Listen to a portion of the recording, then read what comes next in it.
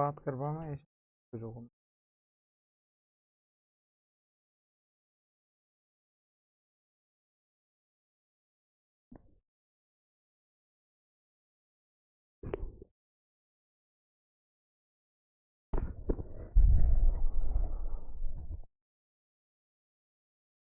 नमस्कार,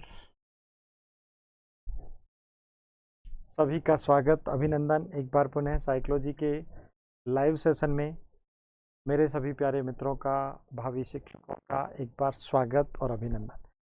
फटाफट जल्दी से, बहुत सारे विद्यार्थी आ चुके हैं। सुभाष चंद्र, अंबिका, रीना, होमा, प्रियंका, शेखर, प्रियंका कुमारी, अंजलि, गौरव, सभी का स्वागत, अभिनंदन। कैसे हैं आप सब लोग? उम्मीद करता हूं आप लोग स्वस्थ होंगे, मस्त होंगे, बिंदास होंगे और बहुत बेहतरीन स्ट्रेटेजी के साथ कंटिन्यूअस आप पढ़ रहे होंगे। क्लास बताइए, आपको आज समय में थोड़ा सा चेंज हुआ क्योंकि पहले कोई क्लास चल रही थी, लेकिन आपके पास क्लास का नोटिफिकेशन सभी विद्यार्थियों के पास पहुंच ही जाता है। तो 5 मिनट पहले पहुंचता है, तो 5 मिनट में आप पूरे अलर्ट होकर के वापस मेरे साथ ज्वाइन हो जाते हो। तो शुरू करते हैं की क्लास में। लास्ट क्लास में हम लोग गेस्टाल्ट थ्योरी स्टार्ट किए थे और गेस्टाल्ट थ्योरी में हम लोग बहुत सारी बातें पढ़ रहे थे, बहुत सारी चीज़ें डिस्कस कर रहे थे, जिसमें हमने पढ़ा कि गेस्टाल्ट थ्योरी, ये गेस्टाल्ट जो है वो जर्मन भाषा का वर्ड है और इस जर्मन भाषा के शब्द का सबसे पहली बार प्रयोग जो है 1912 में 1912 में मैक्स वर्दीमर ने किया था और इस शब्द का जो मीनिंग है, अर्थ है, पूर्णाकार या समग्राकार होता है। ठीक है, उसके बाद हम लोगों ने कुछ बातें और की, जहां पर समग्राकार और पूर्णाकार का मैंने पूरा का पूरा मीनिंग आपको समझाने की कोशिश की। पूर्णाकार यानी जो समग्र है, जिसमें सारी चीजें इंक्लूडेड हैं, होल जिसे कहते हैं अपन।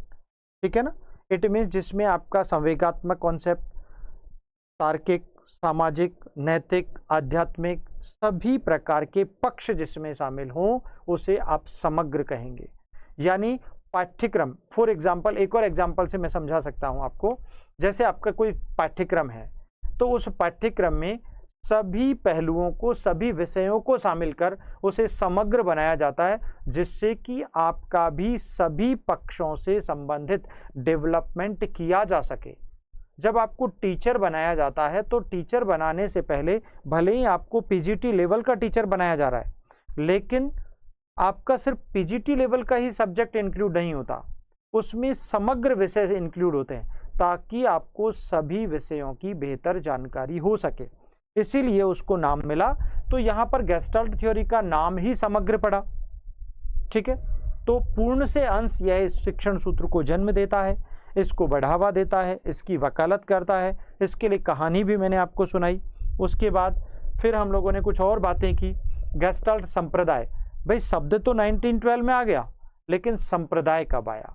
Because of first world war के कारण इसमें डिले हुआ और यह आपका संप्रदाय 1920 में आफ्टर फर्स्ट वर्ल्ड वॉर ये स्टार्ट हुआ। ये संप्रदाय इस दुनिया में आया और इस दुनिया में इस संप्रदाय का एक ही मकसद था, एक ही पर्पस था, जो मित्र राष्ट्रों में से एक जर्मनी जो राष्ट्र था, उस राष्ट्र की शिक्षा पद्धति को बेहतर बनाना इनका पर्पज और उद्देश्य था। ये हम लोगों ने बहुत अच्छे से भली भांति समझ लिया। मेरे प्रिय मित्रों, प्यारे बच्चों, एक बार कंफर्म तो कर दिया करो कम से कम यार कि ऑडिबिलिटी एंड विजुएबिलिटी प्रॉपर है, सही से दिखाई दे रहा हूं, है ना, और सही से सुनाई भी आपको दे रहा है। हाँ, ये जरूर है कि आज थोड़ा सा ड्रेस डिफरेंट है, थोड़ा कलरफुल लग रहा हूँगा, बस इससे ज़्यादा कुछ नहीं। ठीक है, यस बेटा, पूनम, सुमन, रोहित जी, सिंधु, नेहा, मीना, सुभाष, सभी का स्वागत। चलिए, तो यहाँ पर फिर हम लोगों ने बात की, इस गेस्टाल्ट संप्रदाय में 3 लोग महत्वपूर्ण थे। यू नो कौन कौन? मैक्स वर्दीमर, कोहलर एंड कुर्तकॉफ का। यू नो, अब देखिएगा, मैक्स वर्दीमर इस सिद्धांत के फाउंडर हैं, प्रतिपादक हैं, और इन्होंने ही गेस्टाल्ट वर्ड, जो कि जर्मन लैंग्वेज का वर्ड है, इसको ओरिजिन किया था, इसकी उत्पत्ति दी है, इसका सबसे पहले प्रयोग किया है अपनी पुस्तक गेस्टाल्ट साइकोलॉजी में। ओके गाइस, 1912 में। कब? 1912 में। ठीक है, ये बात आप ध्यान रखना। उसके बाद कोहलर, जो कि संज्ञा, ये तीनों ही संज्ञानवादी विचारक हैं, लेकिन कोहलर इस सिद्धांत में प्रयोगकर्ता की भूमिका में है, यानी एक्सपेरिमेंटेटर की भूमिका में है। और ये एक्सपेरिमेंट इन्होंने कब किया? 1913 से लेकर 1918 तक, 1913 से 1918 तक इन्होंने प्रयोग किया था। किस पर किया? पहले तो बहुत सारे वन मानुषों पर किया, बहुत सारे चिंपैंजीज पर किया। ठीक है, फिर उनमें से एक चिंपैंजी जो चतुर था, चालाक था, सुपर क्लास था, उसको उठाया, उसको पकड़ा और उसे कैनेडी द्वीप पर ले आए। कहां पर ले आए? कैनेडी द्वीप पर। जहां पर बहुत सारों पर किया था, वो आइसलैंड अलग था, उसका टेनेराइफ नामक नाम था।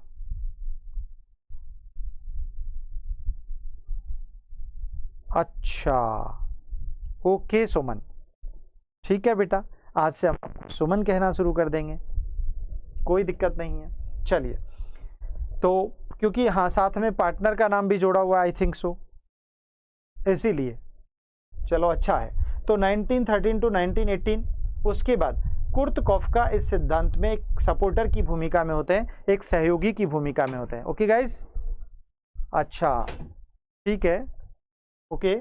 And also Kurt Lewin, Kurt Lewin को मैंने एडिशनल यहां पर जोड़ दिया ताकि आपका कंफ्यूजन हमेशा के लिए दूर हो जाए।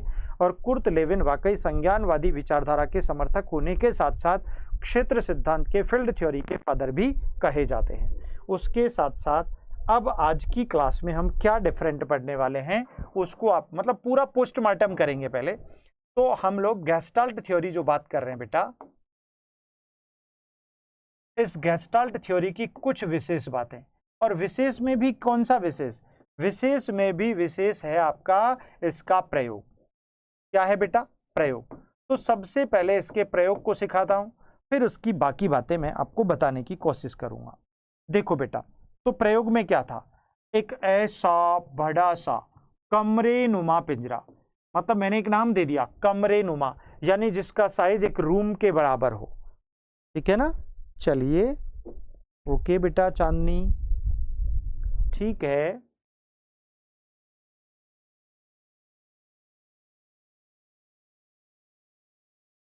हाँ उमा जी, बिल्कुल इनसाइड थ्योरी बोलते हैं। अभी नाम तो हमने इसके बताया ही कहाँ है, आपको बताएंगे, लेकिन पहले उससे पहले एक्सपेरिमेंट पढ़ाएंगे, उसका प्रयोग पढ़ाएंगे बेटा। ठीक है, डोंट वरी। चलिए आप देखिए, थोड़ा सा समझिएगा। एक बहुत बड़ा पिंजरा लिया और इस पिंजरे में यहाँ पर सबसे पहले एक और बात, प्रयोग में, प्रयोग से पहले बात, प्रयोग की जब बात आती है तो आपको समय ध्यान होना चाहिए। 1913 से 18 के बीच ये एक्सपेरिमेंट हुआ था। नंबर एक बात, ये एक्सपेरिमेंट कितने तरीकों से हुआ उसको आप सीख लो। यहां पर इस एक्सपेरिमेंट में पहला, वो अनेक वन मानुषों पर प्रयोग, अनेक वन मानुषों पर, वन मानुषों, आप जानते हो वन मानुष मतलब चिंपैंजीज। ठीक है बेटा, चिंपैंजीज, ठीक है। पर प्रयोग, पर प्रयोग एक क्वेश्चन पूछा जाता है कहां पर हुआ था? उस आइसलैंड का नाम है, उस द्वीप का नाम है टेनेराइफ द्वीप, टेनेराइफ द्वीप।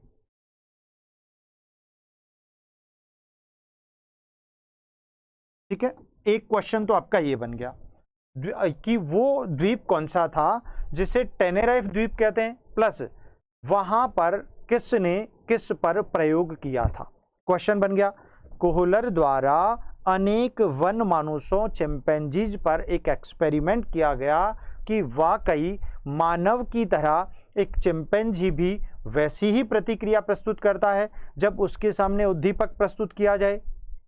तो इन सब बातों को ध्यान में रखते हुए अनेक वन मानुषों पर प्रयोग कौन से द्वीप पर हुआ? टेनेराइफ द्वीप पर।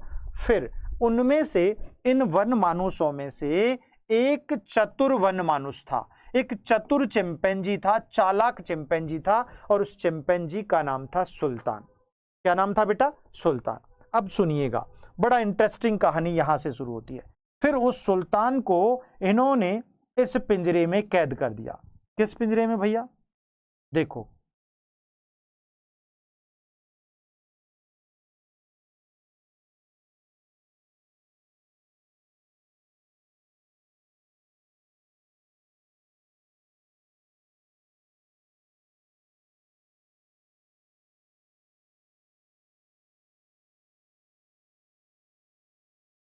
अच्छा ठीक, ये तो पूरा ही जा रहा है, कोई बात नहीं, चलिए देख लेते हैं। तो यहाँ पर मैं ओवरऑल चाह ये रहा था कि हम इस वाले पिंजरे को थोड़ा सा कुछ अलग जगह बनाते हैं, ठीक है। नेक्स्ट स्लाइड में तो देखिए, तो यहाँ पर क्या हुआ, अब दूसरा द्वीप, इसमें एक चतुर और चालाक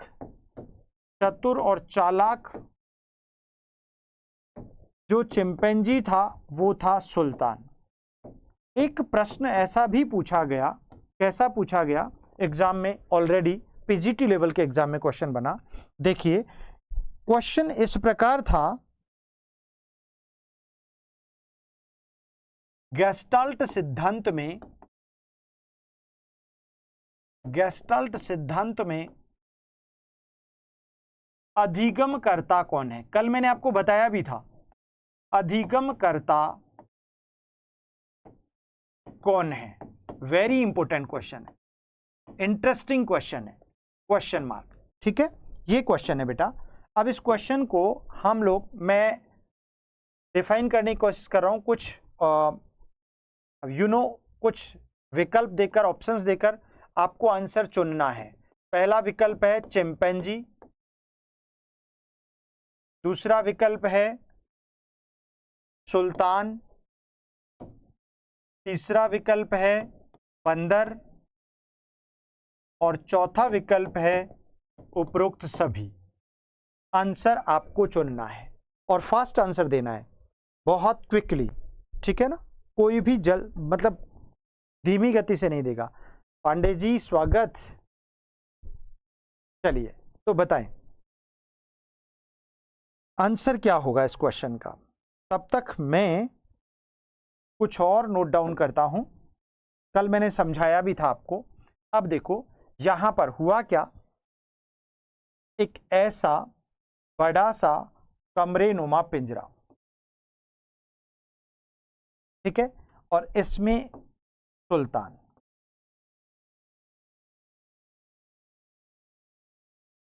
ये क्वेश्चन ऑलरेडी पूछा गया। ओके, डी आंसर आ रहा है सुमन का।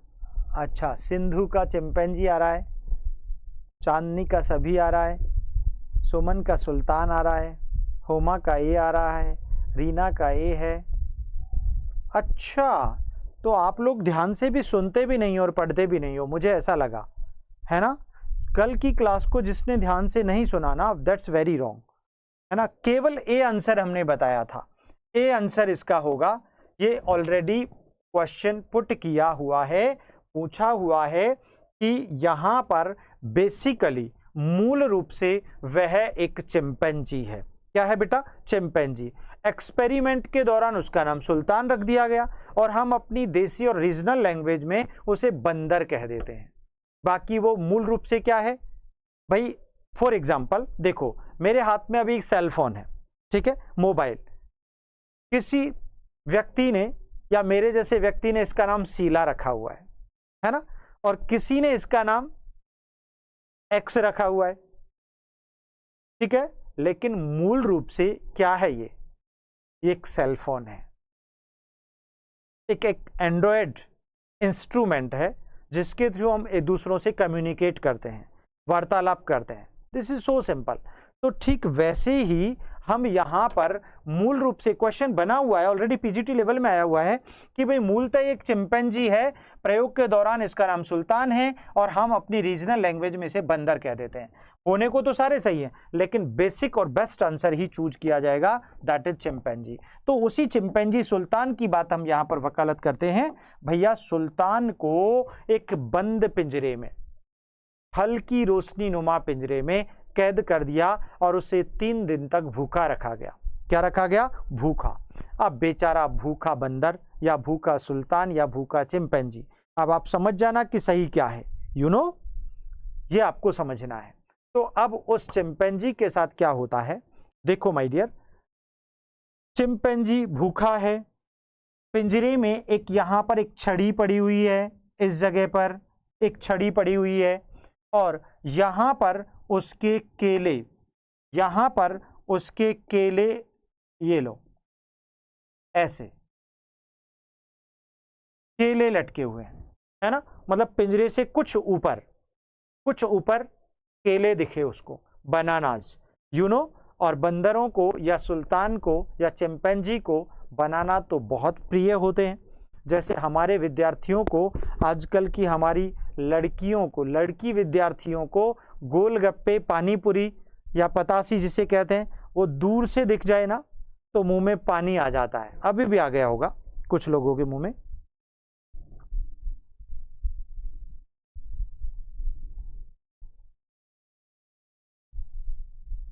ओहो हो, ओहो, सुमन कह रही है क्या बंदर कहना अपमान वर्ड है? अरे भाई बंदर, हम किसी बच्चे को थोड़ी कह रहे हैं, बंदर को बंदर कह रहे हैं, काय का अपमान है? कोई बात नहीं है। यहां पर तो हमारे मनुष्य को मूर्ख, बेवकूफ, पागल और पता नहीं क्या क्या नाम दिया जाता है ना? तो ऐसा कुछ मत मानिएगा, ये अपशकुन और शकुन वाली बात नहीं है, तुम थ्योरी समझो अच्छे से। तो क्या हुआ, अब चूंकि सुल्तान क्या देखता है, ऊपर केले लटके हुए हैं, वो भूखा है बेचारा, बहुत प्रयास करता है, उछल कूद करता है, बहुत एफर्ट लगाता है, लेकिन उसको केले प्राप्त नहीं होते। आखिर क्यों नहीं होते? क्योंकि केलों की ऊंचाई जो है, हाइट जो है, वो उसकी अप्रोच से ज़्यादा है। अब अप्रोच से ज़्यादा है तो बेचारा वह हार कर थक कर बैठ जाता है। क्या हो जाता है? हार कर थक कर बैठ जाता है, और बैठे बैठे उसको, उसकी नज़र पिंजरे में पड़ी हुई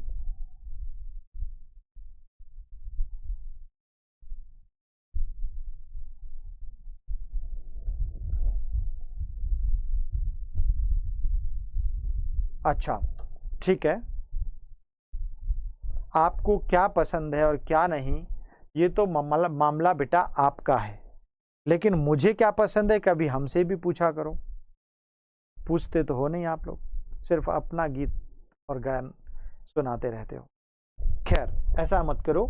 तो सुनो, यहां पर ये सुल्तान, छड़ी एक ही है, अभी दो नहीं है, आप टेंशन मत लो, मैं समझा दूंगा।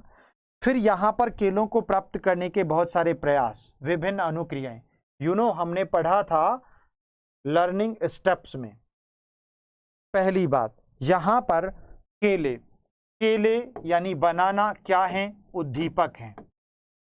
वेरी सिंपल, क्या है? उद्दीपक है। केले क्या है? उद्दीपक या लक्ष्य कह दो।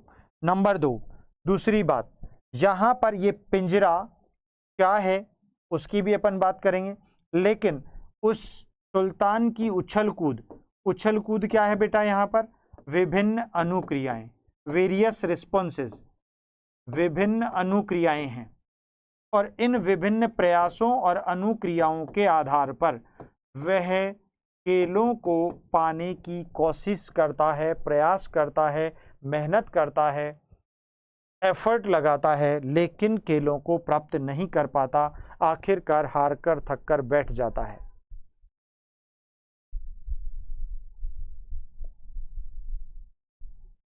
सबके देखते हैं बेटा लाइव चैट, तो हम कोई कभी कभार किसी को ज़्यादा प्यार करते हैं तो उसको कई बार इग्नोर कर देते हैं।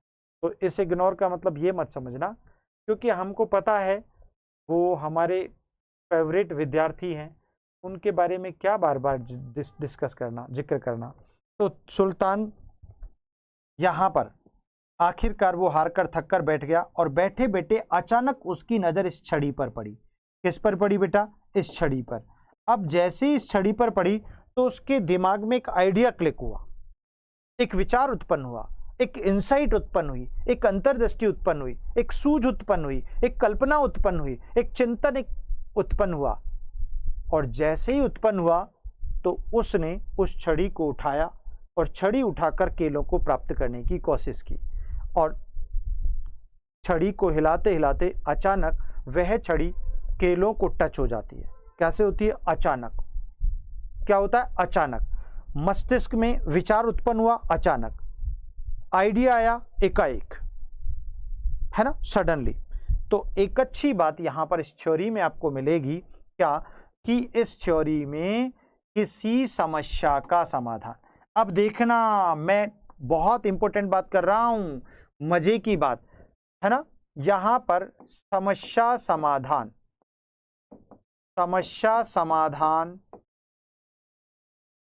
कैसे आता है अचानक आता है। एक अच्छा वर्ड यूज किया मैंने, अचानक आता है। ठीक है, और कैसे आता है? एकाएक आता है, एकाएक आता है।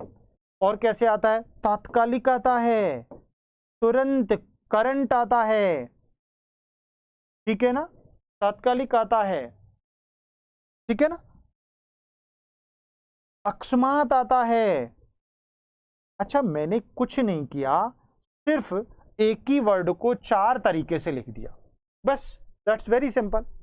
एक ही वर्ड को 4 तरीके से समझाने की कोशिश की। वर्ड तो अभी भी एक ही है, क्योंकि सुल्तान के मस्तिष्क में छड़ी को देखते ही एक विचार उत्पन्न हुआ, एक अंतर्दृष्टि उत्पन्न हुई। अचानक एक विचार उत्पन्न हुआ और अचानक उत्पन्न हुए उस विचार, उस अंतर्दृष्टि की सहायता से उसने केलों को इस छड़ी की सहायता से टच किया और ये सारे केले नीचे आकर गिरे और गिरते ही सुल्तान ने सारे केले खा लिए। बड़ा खुश हुआ, आनंद आ गया, सेटिस्फेक्शन मिल गया, भूख रूपी चालक शांत हो गया। अब क्या था? ये प्रयोग, ये सारी एक्टिविटीज कौन देख रहा था? कोहलर देख रहे थे। कहां से देख रहे थे? एक दीवार के पीछे से छिपकर देख रहे थे।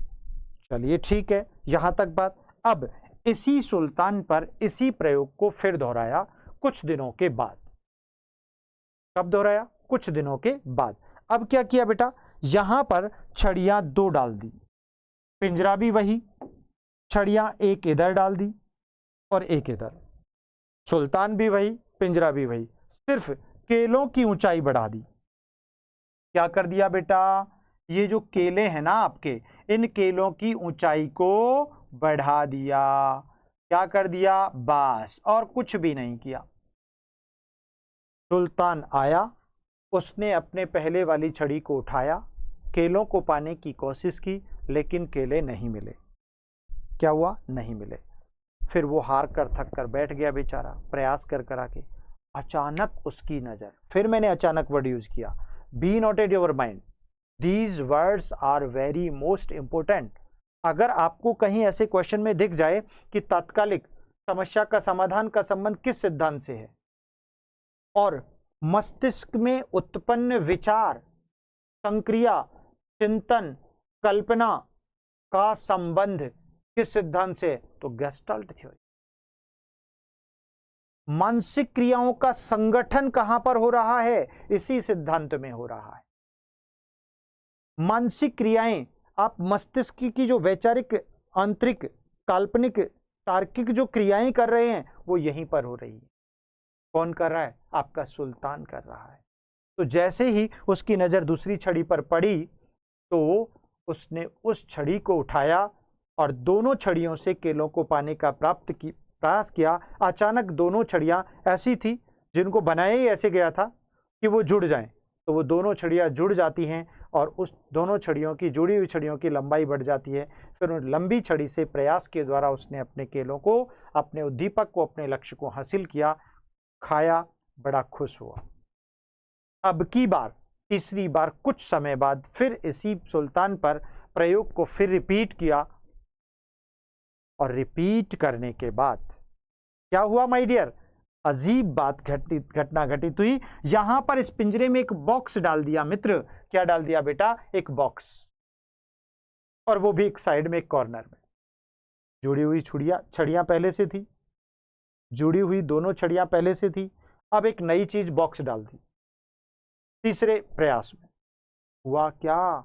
यू नो गाइज, इस बार क्या हुआ कि भाई सुल्तान आया, जुड़ी हुई छड़ियों को उठाया, केलों को पाने की कोशिश की, लेकिन केलों की ऊंचाई तो और भी ज्यादा हो चुकी पहले की तुलना। अभी भी केले उसको नहीं मिले। जब उसने प्रयास किया, केले नहीं मिले, तो वह हार कर थक कर बैठ गया। अचानक उसकी दृष्टि, उसकी नजर पिंजरे में पड़ी हुई उस बॉक्स पर पड़ी। उसने उस बॉक्स का अपनी अंतर्दृष्टि, जो मस्तिष्क में जो विचार उत्पन्न हुआ, जो सूझ उत्पन्न हुई, उस सूझ की सहायता से उस बॉक्स रूपी उस उद्दीपक को, उस संसाधन को यूज किया। वह बीच में, मिड में उसको घसीट कर लाया और उस पर चढ़कर उसने अपने केलों को प्राप्त कर लिया। क्या गजब की बात थी।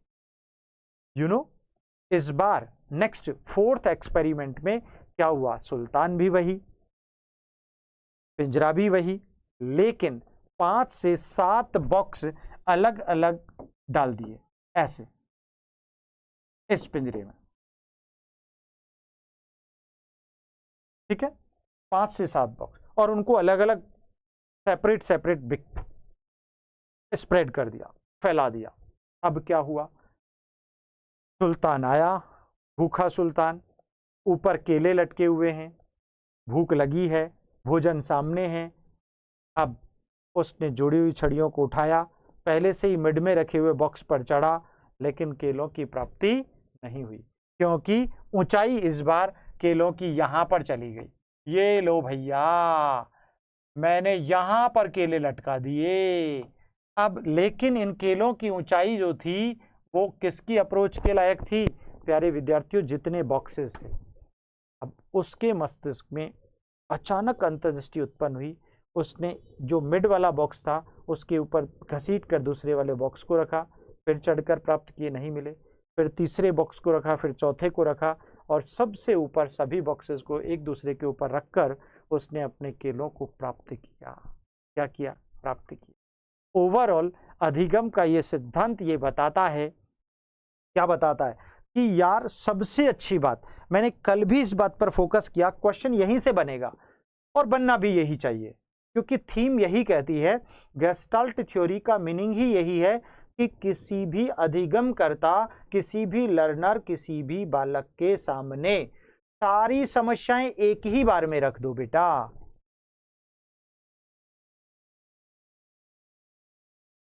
सारी समस्याएं एक ही बार में, तो सारी समस्याएं यानी पूरा का पूरा नजारा सामने था, बॉक्सेस बिखरे पड़े हैं, छड़ियां हैं, पिंजरा है ना, ऊपर केले लटके हुए हैं, सारी सिचुएशन सामने। वह उनका उन समस्याओं का समाधान या अपने लक्ष्य प्राप्ति तक जाने की हर कोशिश में वह अपनी मस्तिष्क में उत्पन्न अंतर्दृष्टि यानी छोटे छोटे एक्शंस के साथ वह संपूर्ण समस्या को छोटे छोटे अंशों के साथ, छोटे छोटे अपनी मानसिक संक्रियाओं के साथ वह उन समस्याओं को रिजॉल्व करना सीखता है, उन समस्याओं का समाधान करना सीखता है। दैट इज गेस्टाल्ट थ्योरी, उसी का नाम गेस्टाल्ट सिद्धांत है। प्रिय मित्रों, इसी कारण, इसी आधार पर इस सिद्धांत के कई सारे नाम निकल के आए। अब देखो, मैं नामों से आपको वाकिफ करा देता हूं। तो पहली बात, जब भी कहीं ये वाले शब्द दिख जाएं, क्या दिख जाएं, ये वाले शब्द दिख जाएं, तो कौन सी थ्योरी आएगी, गेस्टाल्ट थ्योरी। गेस्टाल्ट थ्योरी का सबसे मुख्य उद्देश्य क्या है प्यारे विद्यार्थियों, ये कुछ जो डायग्राम्स में मैं यहां पर टिका रहा हूं ना, ये सीधा सीधा उठकर प्रश्न बनता है बेटा।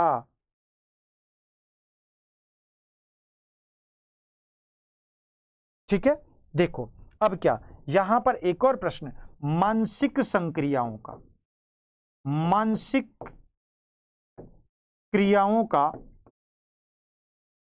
संगठन, मानसिक क्रियाओं का संगठन कौन से सिद्धांत से रिलेटेड है बेटा, बिल्कुल गेस्टाल्ट थ्योरी से। जो क्यों, ऐसा क्यों कहा मैंने, क्योंकि यहां पर मस्तिष्क में उत्पन्न अंतर्दृष्टि, तर्क, चिंतन, कल्पना, विचार, सूझ, इनसाइट आदि का संबंध मानसिक क्रियाओं से हुआ और इन सभी का संगठित स्वरूप समस्या के समाधान तक ले जाता है। इसीलिए इसका नाम पड़ गया मानसिक संक्रियाओं का या मानसिक क्रियाओं का संगठित सिद्धांत। ओके बेटा, इसीलिए that's very very most important theory. अब देखो भाई, एक अच्छी बात यहां पर आती है ना, गेस्टाल्ट सिद्धांत के अन्य नाम।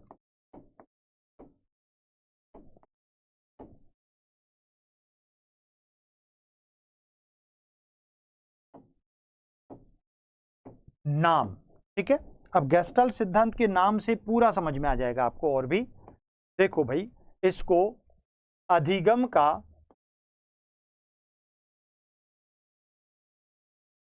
समग्राकार, ये मैं पहले ही आपको समझा चुका हूं, समग्राकार या पूर्णाकार सिद्धांत, समग्राकार या पूर्णाकार सिद्धांत, पहली बात क्लियर। नंबर 2, समस्या समाधानात्मक सिद्धांत, इसी का नाम है बेटा, समस्या समाधानात्मक, प्रॉब्लम सॉल्विंग, समस्या समाधानात्मक सिद्धांत भी इसको कहते हैं। इसे संज्ञानात्मक,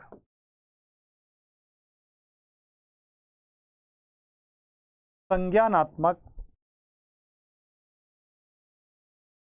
मानसिक सिद्धांत भी कहते हैं।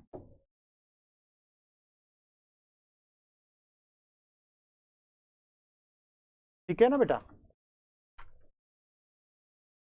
देखो बेटा, हाँ वो आ जाएगा। इसे अंतर्दृष्टि व सूझ का सिद्धांत, सूझ का सिद्धांत भी कहते हैं, और इसी को इंग्लिश में इनसाइट थ्योरी कहते हैं। क्या कहते हैं बेटा? Insight theory, insight theory of learning. ठीक है, आगे चलकर देखो, इसी सिद्धांत को अवयववादी, अवयववादी अधिगम सिद्धांत भी कहा जाता है। अवयववादी अधिगम सिद्धांत भी इसी को कहा जाता है। उसके अलावा और भी कितने सारे नाम निकल के आते हैं। देखो, अधिगम का तार्किक सिद्धांत है बेटा, ये वेरी वेरी मोस्ट इंपॉर्टेंट, तार्किक सिद्धांत। अभी तक जो आपने पावलोव पढ़ा, थॉर्नडाइक पढ़ा, स्किनर पढ़ा, वो सब अतार्किक अधिगम सिद्धांत थे।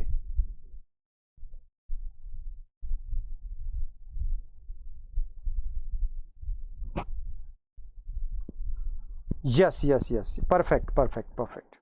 ठीक है, इसे अधिगम का और भी कितने सारे नाम हैं।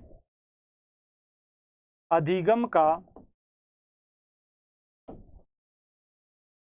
कल्पना, चिंतन,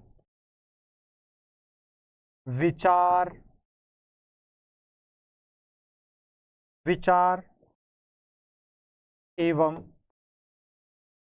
तर्क सिद्धांत, इसी को कहते हैं। ठीक है, अधिगम का पैटर्न सिद्धांत भी इसी को कहते हैं। पैटर्न सिद्धांत, भाई एक कहानी मुझे याद आती है पैटर्न सिद्धांत को लेकर। देखिएगा, पैटर्न सिद्धांत इसको क्यों कहा गया। देखो, संज्ञानात्मक पियाजे का है, लेकिन संज्ञानात्मक मानसिक या संज्ञानात्मक गेस्टाल्ट सिद्धांत वो इसी का नाम है। इसलिए डोंट बी कंफ्यूज्ड, क्योंकि ये तीनों कोहलर, कॉफका, मैक्सवर्दीमर और कुर्ट लेवन बेटा संज्ञानवादी विचारधारा के बहुत बड़े समर्थक हैं, इसलिए कंफ्यूज मत होना। हाँ, प्योर संज्ञानवाद दे दे तो जीन पियाजे आएगा। क्या आएगा? जीन पियाजे आएगा। लेकिन संज्ञानात्मक मानसिक क्रियाओं का सिद्धांत दे दे तो फिर गेस्टाल्ट थ्योरी आएगा। ठीक है ना, ये थोड़ी सी बातें समझने की है और कुछ नहीं। तो अधिगम का पैटर्न सिद्धांत, एक छोटी सी कहानी मुझे याद आती है। कौन सी कहानी है? एक बार क्या हुआ, इन गेस्टाल्टवादियों ने एक नया प्रयोग किया घोड़े पर। किस पर प्रयोग किया? तो घोड़े का प्रयोग खोपड़ी में सेट करना है। किसका प्रयोग बेटा? घोड़े का प्रयोग, है ना। अक्सर ये लोग, बहुत सारे लोग इसको पढ़ाते ही नहीं है, जानते ही नहीं है, बताते ही नहीं है, उन्होंने पढ़ा ही नहीं है। तो घोड़े का प्रयोग यहां पर क्या करते हैं, घोड़े पर प्रयोग करते हैं और घोड़े को भूखा रखा जाता है कई दिनों तक, और यहां पर ऐसे 2 बॉक्स रख दिए जाते हैं, ऐसे पात्र। घोड़े का प्रयोग समझा रहा हूं। एक पात्र जो है वो हल्का नीला है, हल्का नीला, और एक गहरा नीला है। ये खाली है और इसमें भोजन है। सुनना ध्यानपूर्वक, गजब की स्टोरी है, छोटी सी स्टोरी है। घोड़े को भोजन के लिए 2-3 दिन भूखा रखने के बाद छोड़ दिया जाता है। वो सीधा पहले इस पात्र के पास जाता है, इसमें भोजन नहीं मिलता, और इसके पास जाता है, इसमें भोजन मिलता है और भोजन कर लेता है, बड़ा खुश होता है। अब क्योंकि इसी प्रयोग को कई बार दोहराया गया, तो घोड़ा इस पात्र के पास नहीं जाकर सीधा अपने भोजन वाले पात्र के पास जाने लगा। क्यों जाने लगा? और ऐसे जाते जाते उसके मस्तिष्क में एक पैटर्न बन गया, और पैटर्न भी क्या बना? कलर का। अधिकतर पशुओं के मस्तिष्क में कलर्स के पैटर्न बन जाते हैं, जैसे छोटे बच्चों के मस्तिष्क में भी पैटर्न बन जाते हैं ना कलर्स के। वो एक बच्चा, यह हमारे साइकोलॉजी में हम लोग एक्सपेरिमेंट करते हैं, एक बच्चा जिसको चोट के कारण ब्लड निकलने लगा, तो वह उस ब्लड के कलर को, रेड कलर को देखकर वह डर जाता है कि ब्लड निकला, चोट लगी, उसे पेन हुआ। अब वह जब भी कोई रास्ते में किसी रेड कलर के पुष्प को, फ्लावर को भी देखता है, तो वह उसे देखकर डर जाता है, क्योंकि वह उस रेड कलर की समानता उसके साथ कर लेता है जो कि ब्लड के साथ हुई थी। ठीक है, उस घटना की समानता करने लग जाता है और उससे भयभीत होने लगता है और रोने लगता है। ठीक वैसे ही यहां पर एक बच्चा भी वैसा ही करता है, और उसी प्रकार एक घोड़ा भी यहां गहरे नीले रंग का पैटर्न अपने मस्तिष्क में स्थापित कर लेता है। इसी के फलस्वरूप वह बार बार भोजन वाले पात्र के पास सीधा जाता है और अपने भोजन को प्राप्त करता है। Okay, very simple. तो यहां पर इसी आधार पर हम पढ़ते हैं और जानते हैं कि क्या अब हुआ, क्या थोड़ा सा चेंज किया गया। क्या किया गया? चेंज किया गया। इस खाली पात्र के स्थान पर यहां पर एक गहरे और अधिक गहरे नीले रंग का और अधिक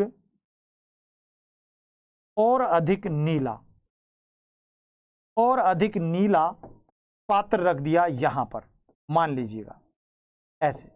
ठीक है, और इसमें भोजन डाल दिया। उसके बावजूद भी घोड़ा, चूंकि गहरे नीले रंग का पैटर्न मस्तिष्क में बन चुका था, इसीलिए वह तो और अधिक सीधे, अब जब इस प्रयोग को दोहराया गया तो वह सीधा अपने यहां पर, यानी और अधिक गहरे नीले रंग वाले बॉक्स के पास गया और वहां से अपना भोजन प्राप्त कर लिया। क्या गजब की बात थी। इट मीन्स मस्तिष्क में बनने वाली मानसिक क्रियाएं, विचार, कल्पनाएं, चिंतन या पैटर्न जैसी चीजें सीखने का आधार होती हैं। उन्हीं से समस्याओं का समाधान प्राप्त होता है, ऐसा बताने वाला एकमात्र सिद्धांत गेस्टाल्ट थ्योरी है। कौन सा है बेटा? Gestalt theory. तो आप घोड़े का प्रयोग याद रखना, इसीलिए इसका नाम पड़ गया अधिगम का पैटर्न सिद्धांत। कौन सा सिद्धांत पड़ गया बेटा? पैटर्न सिद्धांत। याद रखना, इसे सीखने का व्यावहारिक सिद्धांत भी कहते हैं। ठीक है ना? इसके और कई नाम याद आते हैं। सीखने का व्यावहारिक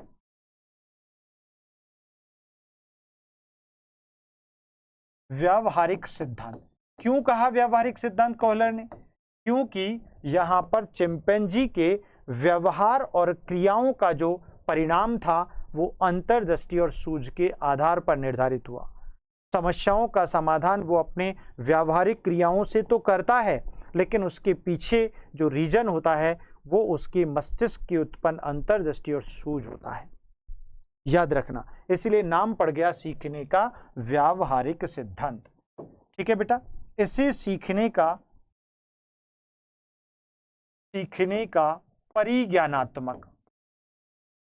परिज्ञानात्मक सिद्धांत कहते हैं। अब परिज्ञानात्मक सिद्धांत का मतलब, यानी अपने उद्दीपक जनित और बहुत सारी समस्याओं को देखकर मस्तिष्क में उत्पन्न परिज्ञान यानी सूचनाओं का आना, अचानक स्मृति का, अचानक अंतर्दृष्टि का उत्पन्न होना, यहां पर क्या कहलाता है बेटा? सिंपल सी भाषा में परिज्ञानात्मक कहलाता है। क्लियर है?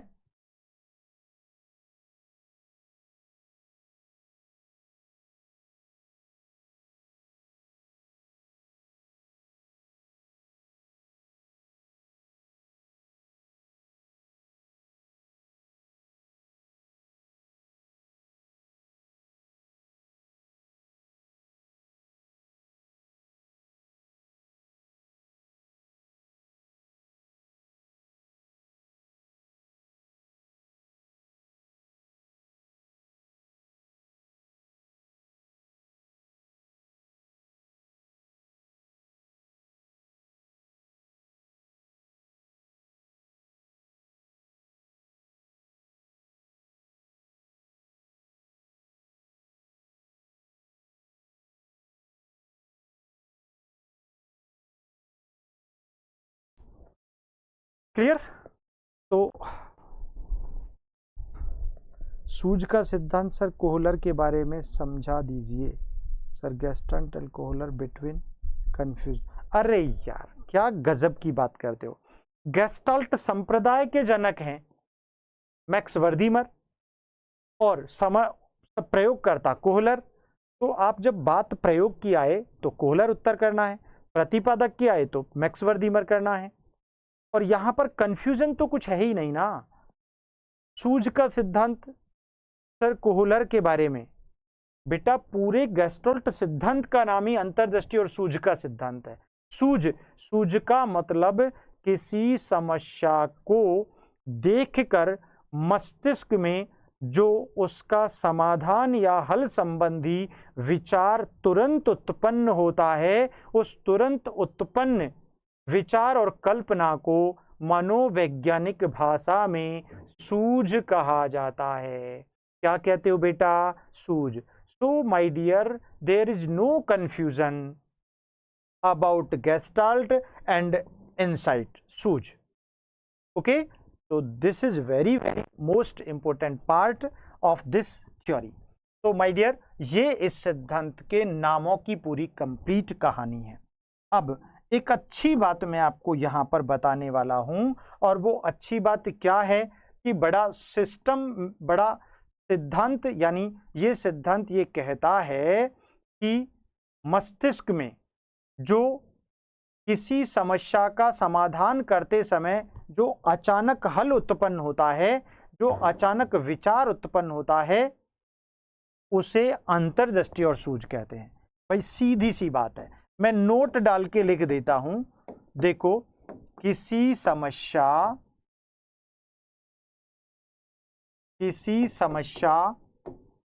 के समाधान संबंधी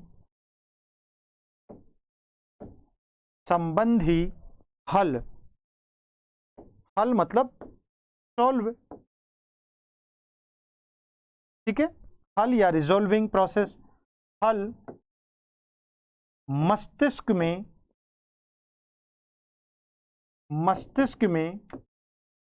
तात्कालिक, अचानक,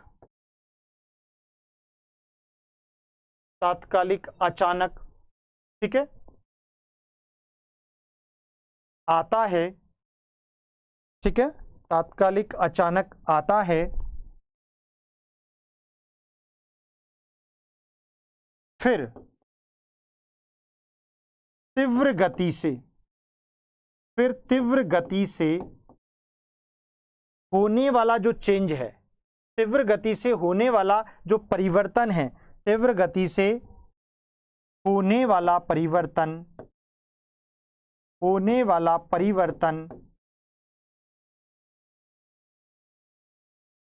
सूझ या अंतर्दृष्टि है। क्या है बेटा? सूझ या अंतर्दृष्टि कहलाता है। अब लो, पूरा समझा दिया अंतर्दृष्टि आखिर बीमारी क्या है। अंतर्दृष्टि कहलाता है, अरे भाई हमने अभी आपको वही बताया। फॉर एग्जाम्पल, आप किसी रास्ते से जा रहे हैं और जाते जाते अचानक रास्ते में कोई प्रॉब्लम आई, और अब उस प्रॉब्लम को आपने सामने देखकर मस्तिष्क में उस प्रॉब्लम के संबंध में विचार शुरू हो गया, उथल पुथल शुरू हो गई। इस उथल पुथल को भी हमारे मनोविज्ञान की भाषा में ब्रेन स्टॉर्मिंग कहते हैं। ब्रेन स्टॉर्मिंग, मस्तिष्क उत्प्लवन विधि, यानी किसी समस्या को देखकर उसके रिजॉल्विंग के लिए, उसके समाधान के लिए, उसके हल संबंधी जो विचार, कल्पना, सूझ उत्पन्न होती है और तीव्र गति से एक परिवर्तन होता है और हम उस समस्या से बाहर निकल जाते हैं। That is insight, that is सूझ, दैट इज अंतर्दृष्टि अकॉर्डिंग टू गेस्टाल्टिज्म। ओके, अब समझ में आ गया? ओके बेटा, ठीक है। अच्छा, जब आपको समझ में आ जाता है तो कितने महान विद्यार्थी हैं आप, कितने प्यारे विद्यार्थी हैं, कितने प्यारे नेक्स्ट टीचर्स हैं। आप अपने भावों की अभिव्यक्ति, ये चैट बॉक्स किस काम का है? तो यूज तो करो यार, इसमें लिखा करो क्या समझ में आया, क्या नहीं आया, आया तो कितना आया। पूरा अपना भावों का जब तक आप कम्युनिकेट नहीं करोगे तो मैं अपने पुराने वाले ढर्रे से पढ़ाता रहूँगा, मेरे को क्या फ़र्क पड़ेगा।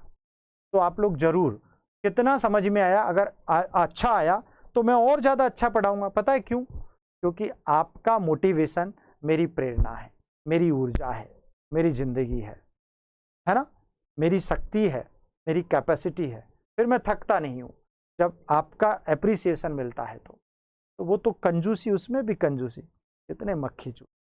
चलिए, तो अंतर्दृष्टि क्या कहलाता है ये समझ में आ गया। चलिए एक और बात बताता हूं, एक और नोट मुझे दिमाग में उत्पन्न हो रहा है। क्या नोट लिखें? देखो बेटा, ये भी बड़ा मस्त और इंपॉर्टेंट नोट है। इसके बारे में थोड़ी सी बात करता हूं, क्योंकि एक्चुअली गेस्टाल्टवादी जो है ना, ये एक नया वर्ड यूज करते हैं और बड़ा अच्छा यूज है कि जो सूझ अचानक उत्पन्न होती है, इसके लिए किसी भी अनुभव या अभ्यास की जरूरत नहीं होती। ठीक है, वेरी सिंपल। मस्तिष्क में अचानक उत्पन्न, मस्तिष्क में अचानक उत्पन्न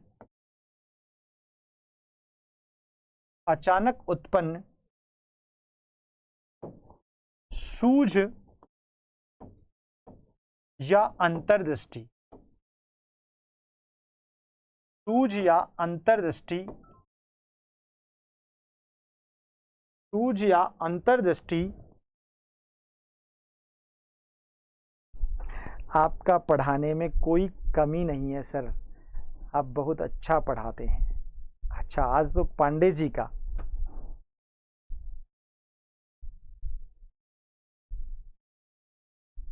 सर, इस सिद्धांत के सारे क्या क्या लिख देते हैं यार तुम तो। थोड़ी सी, एक तो सीधा सीधा हिंदी में बात कर लिया करो, मैं हिंदी में ही समझाता हूँ आपको, है ना। आप अपनी कभी कभी रीजनल लैंग्वेज में कुछ बोल देते हो ना, तो मैं कई बार I can't help it really. ठीक है, सो देखो, मस्तिष्क में अचानक उत्पन्न सूझ या अंतर्दृष्टि, है ना, जो सूझ या अंतर्दृष्टि उत्पन्न होती है, उसके लिए किसी पूर्व, सूझ या अंतर्दृष्टि के लिए पूर्व अनुभव व, अच्छा इसको ऐसे लिख देते हैं अपन,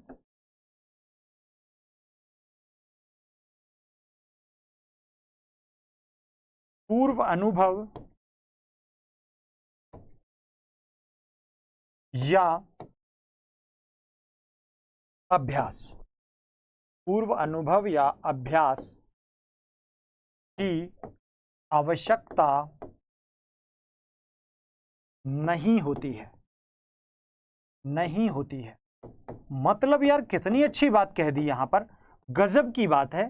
पूर्व अनुभव और अभ्यास की जरूरत ही नहीं पड़ती यार। मस्तिष्क में जो सूझ उत्पन्न हुई, जो कल्पना आया, जो विचार आया, जो अचानक हुआ, उसके लिए क्या आपने पहले प्रैक्टिस की थी? क्या आपकी जिंदगी में पहले ऐसा घटना घटित हुई थी क्या? कभी नहीं हुई। अचानक कोई समस्या आई और भैया अचानक ही उसका समाधान, मस्तिष्क में एक आइडिया आया, एक अंतर्दृष्टि उत्पन्न हुई, एक इंसाइट आई और आपने उस समस्या से बाहर निकल गए। क्या जिंदगी में ऐसे पहले कभी ठोकर खाई क्या? हमने नहीं खाई। अचानक समस्या उत्पन्न हुई और हमने तुरंत उसका समाधान पा लिया।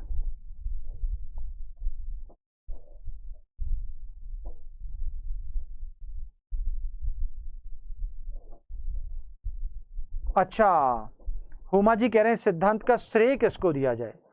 भाई देखो, फाउंडर तो इस सिद्धांत के कौन है? रियली मैक्स वर्दीमर है, प्रश्न जब ऐसे पूछा जाए। लेकिन श्रेय का संबंध तो कोहलर को जाता है। सबसे ज्यादा इस सिद्धांत का जो तोड़ मरोड़ने का जो काम किया ना, इस सिद्धांत के कंक्लूजन्स को जो इंप्लीमेंट करने का एजुकेशन में काम किया ना, वो भाई कोहलर ने किया था बेटा। ठीक है,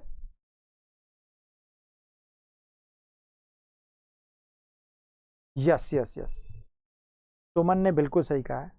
आपसे पढ़ने के बाद साइकोलॉजी समझ में आने लगी है और याद भी रहने लगा है सर। चलिए शुक्रिया। कौन कह रही हैं? ओहो, आज तो हमारी सिंधु जी बोलने लगी हैं। ये तो कहती थी कि साइकोलॉजी से तो हमें डर लगता है, नफरत है, इससे तो हेट है हमको, और आज अच्छा लग रहा है, बढ़िया बात है। ओहो, हमारी निशा रानी ने तो अभी कुछ बोला ही नहीं। अभ्यास की आवश्यकता नहीं होती, ठीक है, तो फिर किसकी जरूरत होती है भाई? अरे भाई याद रखना, अंतर्दृष्टि और सूझ का आधार तो कल्पना है, इसीलिए सूझ का आधार क्या है? कल्पना, विचार। सूझ का आधार कल्पना होती है, कल्पना होती है। पूर्व अनुभव और अभ्यास नहीं होता, क्या होती है फिर? कल्पना होती है। ठीक है बेटा, और बड़ा सिंपल, बहुत आसान। इस कल्पना की जब हम बात करते हैं तो जिस व्यक्ति में, हाँ इसको ऐसे समझ सकते हैं, ये बहुत अच्छी बात है। जिस व्यक्ति में जितनी ज्यादा कल्पना, जो व्यक्ति जितना ज्यादा करता है ना, मतलब समझना क्या कहा? सूझ का आधार क्या है? कल्पना, इमेजिनेशन है। और जो व्यक्ति जितना ज्यादा काल्पनिक होता है, सूझ भी उसमें उतनी ही अधिक होती है। That's very important. चलिए, ठीक है, वेरी वेरी मोस्ट इंपॉर्टेंट।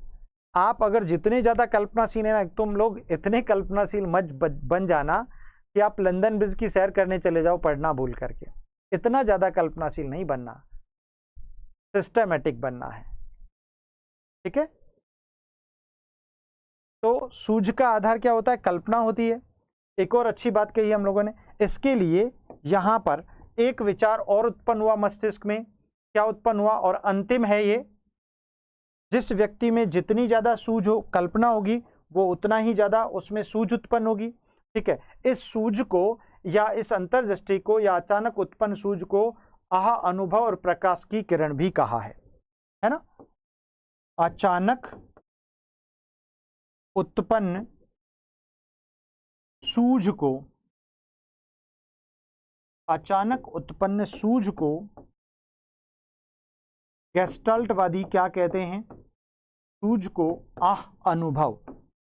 मैं एक्सक्लेमेशन यूज कर रहा हूं, आह अनुभव, एक अच्छा वर्ड यूज किया, ओह एक्सपीरियंस, है ना? आह अनुभव और सूरज की किरण।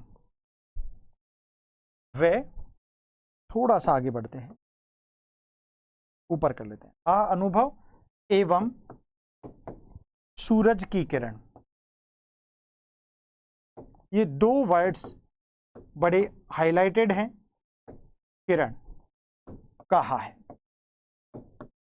तो कुल मिलाकर मैंने इस सिद्धांत में दो तीन बातें आपको वेरी इंपॉर्टेंट बताई। सूझ का आधार कल्पना होता है, जो व्यक्ति जितना ज्यादा कल्पनाशील होगा उसमें उतनी अधिक सूझ होगी, अंतर्दृष्टि उत्पन्न होगी, है ना? वो उतना ही विचार और कल्पनाओं को जन्म देगा निश्चित तौर पर। यही सब थोड़ा, अच्छा ठीक है सर, आपने